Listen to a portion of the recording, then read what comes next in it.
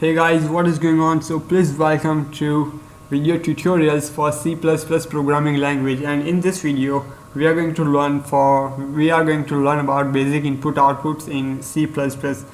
So actually we use so many libraries inside our programs, and these libraries are used for so many things.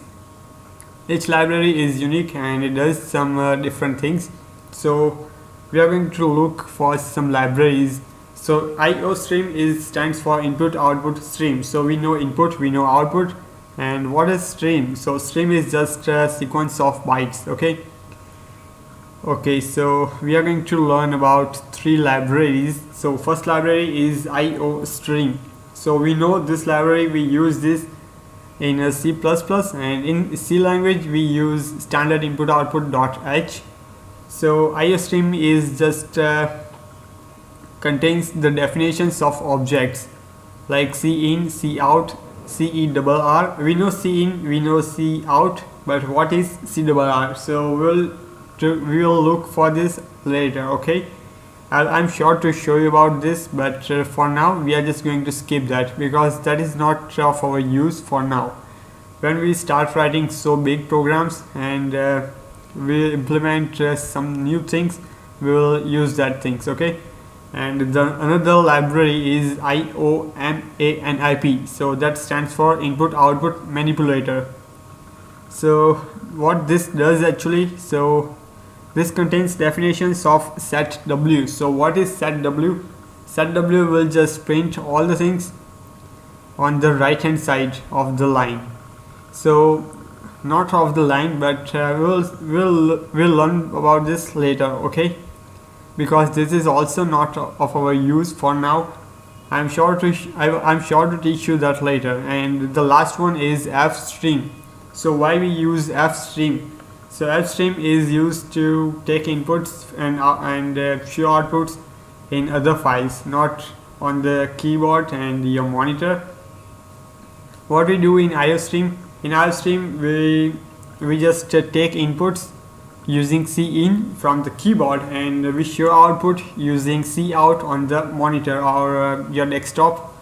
Okay, so for Fstream we can take input from another file. You can take any file like a notepad or anything, whatever you use, whatever text editor you use. Okay, so in this video we will see about only some new concepts like cin and cout. We know about this, but still we are going to learn something about this. Okay, so what I'm going to do is okay, I'm going to put a character, or you can see this as a string. I'm going to make a character array and just take it as a sample.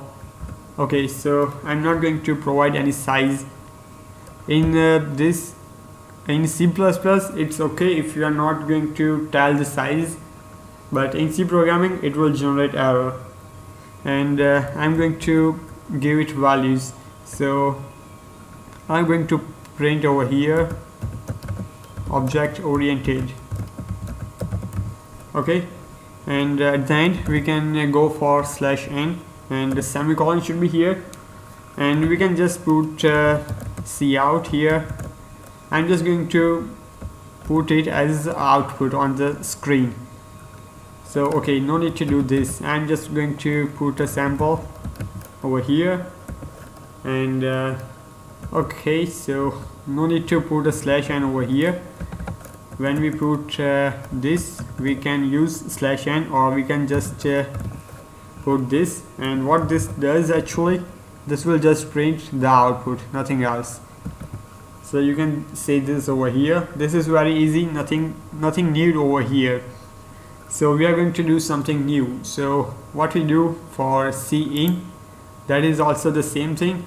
I'm going to do something different over here. I'm going to remove this and integer age and semicolon. Then I'm going to print something. Oops, okay, cout, and here semicolon, and I can print here enter your age. and I should put /n over here, and I can put here cin and age here. Then I can put cout again, and I can put here your age is, and space here, then whatever the age is, and then end line. Okay, so this is so cool. There are no errors, I think. I'm going to compile it and run it. Okay, so what is here? Just this here. Okay, so this first line get compiled and it will print what is your age. Just enter your age. Okay, so I can put here about 55, and this will actually, this line is for cin, and I put 55, so it will save 55 in age, and it will print your age is as it is, and where age is here, it will print the value of age.